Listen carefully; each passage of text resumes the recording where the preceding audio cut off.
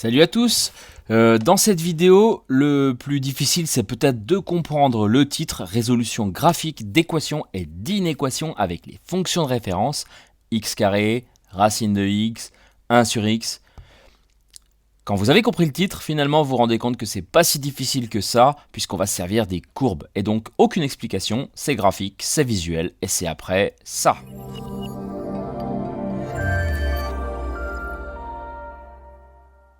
Donc, c'est parti pour la première série. On va s'intéresser à la fonction carré qui est représentée ici, sans graduation justement pour qu'on puisse gribouiller dessus. Et donc, la première, c'est une équation. On cherche les solutions de x carré égale 81. Vous imaginez un 81 par ici. Je vais peut-être me passer, oh non, je vais le faire directement sur le dessin. 81, donc qu'est-ce qu'on obtient? On obtient évidemment deux réponses. On obtient déjà ici racine de 80 avec un moins devant, et de l'autre côté, pareil, mais avec un plus. Donc, racine de 80, il se trouve que ça fait pile 9. On conclut en disant que pour la petite 1 de la première série, eh bien, S égale moins 9. 9. Entre accolades, il n'y a que deux valeurs. Inéquation maintenant, donc c'est plus délicat. Quand est-ce que x carré va être inférieur ou égal à 7. Alors, on place le 7 verticalement sur l'axe des images et donc on veut que x carré soit inférieur ou égal à 7. Je vais déjà prendre les deux valeurs qui m'intéressent. Il y a bien sûr racine de 7 ici et moins racine de 7 ici. Mais quelle portion m'intéresse? Je veux des x carrés qui soient plus petits que 7, c'est-à-dire toute cette zone rouge que je colorie ici. Je ne peux pas descendre en dessous de 0, évidemment, ce sont des carrés. Donc toute cette portion-là, et on cherche les x qui donnent des nombres rouges ici. Vous voyez lesquels? Il y a moins racine de 7 et racine de 7, évidemment, qui donnent pile 7. Mais il y a aussi ce nombre-là, qui donne par exemple celui-là. Il y a aussi celui-là qui donne celui-là, etc. Il y a aussi 0 qui donne 0. Donc en fait, si je les balaye tous un par un, j'obtiens comme intervalle tout ça et tout ça. Le nombre là donne celui-là, le nombre là donne celui-là, etc., etc. Donc l'intervalle à donner ici, puisque c'est bien un intervalle, c'est S égale moins racine de 7, racine de 7. Est-ce que je prends les valeurs? Je les prends, car il y a un inférieur ou égal.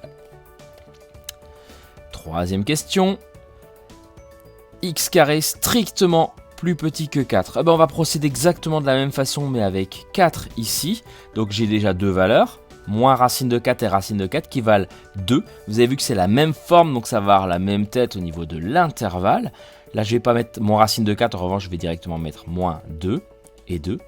Et donc, c'est tout ce qu'il y a à l'intérieur, ça marche exactement comme la 2. Elles sont vraiment similaires, les deux.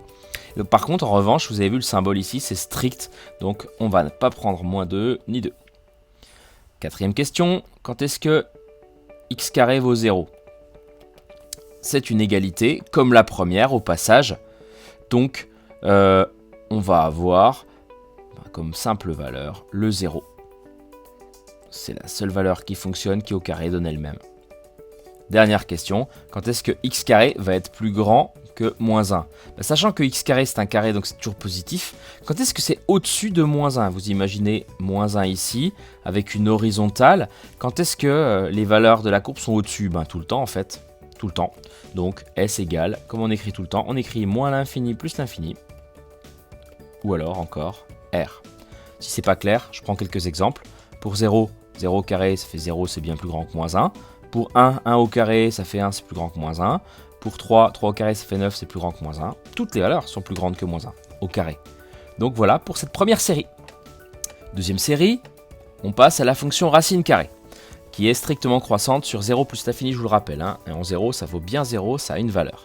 Donc, quand est-ce que racine de 3 est plus petit que 3 ? On fixe 3 ici, peu importe où, et on vous demande quand est-ce que la racine de x est plus petite que 3. Donc, le nombre qui correspond ici, ça va être quoi ? Ça va être 9, puisque racine de 9 vaut 3. Et donc, quels sont les nombres qui sont plus petits ? On voit bien en fait que c'est tous les nombres qui sont avant 9, mais qui commencent à 0 bien sûr, qui correspondent à tous ces nombres-là.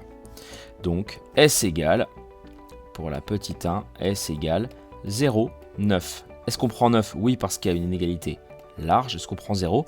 Bien sûr, il a un sens hein, au niveau de la racine. Racine de 0, ça fait 0. Deuxième, quand est-ce que x au cube vaut 2 racines de 2? Donc là, ici, il y a aussi des cubes. J'ai pas fait la courbe, je vais le faire maintenant. La courbe de la fonction cube, elle ressemble à ça. Donc quand est-ce que x au cube vaut 2 racines de 2? 2 racines de 2, c'est ici, c'est une certaine valeur. Et donc, il faut qu'en fait, quand je multiplie x 3 fois par lui-même, j'obtienne 2 racines de 2. On constate qu'en fait, racine de 2, quand on le met au carré, déjà ça fait 2. Donc, juste un petit test, hein. Racine de 2 au carré, ça fait 2. Donc, racine de 2 au cube, ça fait quoi? Ça fait racine de 2 fois racine de 2, c'est-à-dire 2, fois, encore une fois, racine de 2. Et on retrouve exactement ce qu'on veut. Conclusion, ben en fait, il n'y a qu'une valeur, ça c'est la courbe qui nous le dit. Et cette valeur c'est quoi? Et ben c'est racine de 2. Donc S égale racine de 2. Troisième question. Quand est-ce que x cube est plus petit que moins 8? Alors moins 8 c'est ici. Il faut que je trouve le nombre dont le cube vaut moins 8. Si je vous pose la question, c'est que c'est trouvable. Et on cherche quand même les nombres qui sont en dessous de moins 8. C'est-à-dire à gauche de cette valeur. Donc, au passage, on voit que 2 fois 2 fois 2, c'est quand même quelque chose à connaître, ça fait 8. Donc, quel est le nombre dont le cube vaut moins 8? Eh bien, c'est moins 2. Moins 2 fois moins 2, ça fait 4, fois encore moins 2, ça fait moins 8. Conclusion, le S, c'est un intervalle. Ici, on a moins 2, c'est moins l'infini, moins 2. Est-ce que je prends moins 2? Je ne le prends pas puisque c'est une inégalité stricte. La 4, on revient sur la fonction racine carrée. On vous demande quand est-ce que racine carrée de x vaut moins 1. Bon, bah, racine carrée de x est définie sur R+, ça vous le savez, mais aussi comme valeur a pour image des valeurs positives. Donc c'est impossible. Ici, S, c'est l'ensemble vide. Et la 5e, quand est-ce que racine de x est plus petit que pi? Pour quel x en tout cas? Alors je place pi un peu au hasard, à peu près 3,14. Quelle est la valeur qui, je passe à la racine, donne pi? Eh bien évidemment, c'est pi au carré. Racine de pi au carré, ça fait pi. Je vous l'écris. Racine de pi au carré, ça fait pi.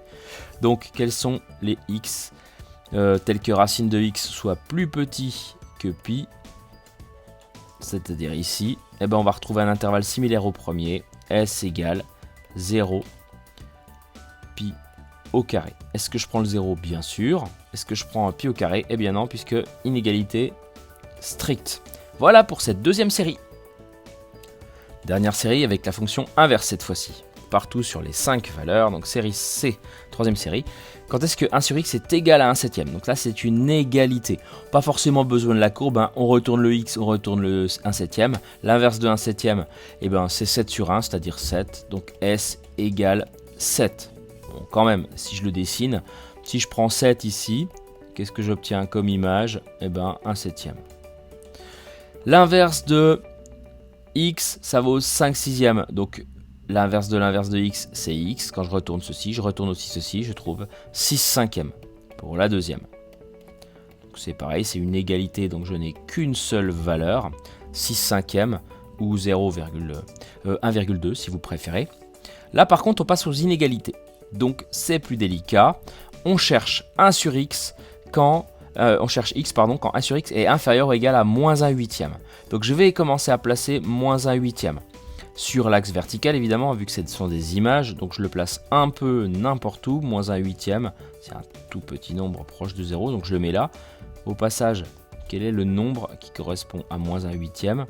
Ici, c'est évidemment moins 8, 1 divisé par moins 8, ça fait moins 1 huitième. Et on cherche, le dessin sert juste à ça, quand est-ce que l'inverse est plus petit que moins 1 huitième. Donc en fait, je vais colorier la partie qui m'intéresse, c'est celle-là, plus petit que moins 1 huitième. Quels sont les x qui correspondent? Alors, pour moins 1 huitième, c'est moins 8. Pour ce nombre-là, ça va être celui qui est là. Là, on commence à voir la zone. Pour celui qui est là, ici. Pour celui qui est là, c'est ce nombre-là, etc., etc., etc. Donc qu'est-ce que j'obtiens comme intervalle? J'obtiens cet intervalle ici, ce qui n'est pas forcément évident à donner. Donc la question n'est pas forcément simple, mais le graphique nous aide beaucoup à y répondre. S, ça va être l'intervalle moins 8, 0. Est-ce que je prends moins 8? Eh bien ici, oui, puisqu'en fait, inégalité large. Est-ce que je prends 0? Jamais avec la fonction inverse. C'est une valeur interdite. Donc ici, jamais. Valeur interdite. Question suivante, question 4. Même registre, 1 sur x plus petit que 12. Quand on a compris le truc, c'est plus simple. On place le 12. Je vais le placer d'une autre couleur. Je place 12 approximativement par là. Quel est le nombre qui correspond à 12? C'est bien sûr un 12e. Et donc je cherche quand est-ce que 1 sur x va être plus petit que 12. C'est-à-dire tout ça. Et puis même en dessous. Donc j'obtiens quoi comme nombre? Eh bien, si je prends par exemple ce nombre-là, j'obtiens celui-là, celui-là j'obtiens ça, celui-là j'obtiens ça, ça, etc.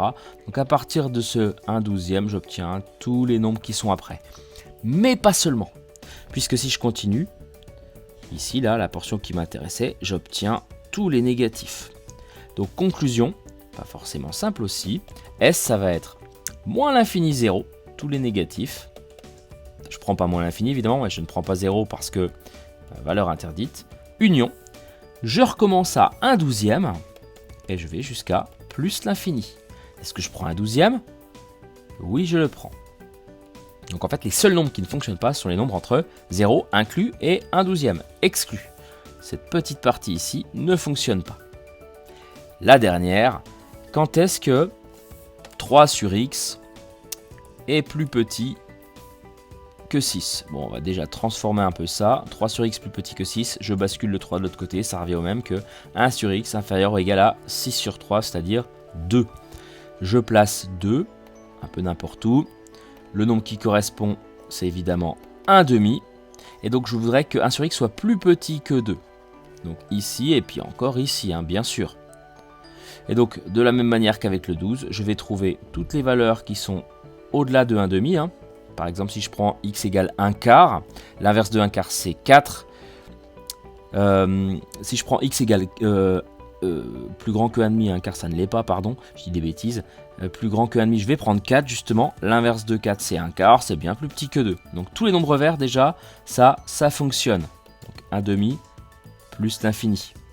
Est-ce que je prends 1/2? Oui.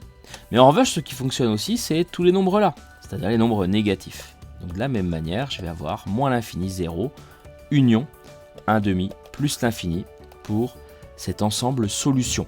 On fait une petite vérification avec les négatifs. Si je prends moins 1 par exemple, 1 divisé par moins 1, ça fait moins 1, c'est bien plus petit que 2. Donc voilà pour cet exemple sur les résolutions avec la fonction inverse. Évidemment, le dessin aide grandement à s'y retrouver, sinon c'est vraiment pas facile. Allez, à bientôt! Sur YouTube, l'équation est simple. Si tu veux que la chaîne vive et survive, partage cette vidéo sur ton réseau social préféré, like-la et abonne-toi!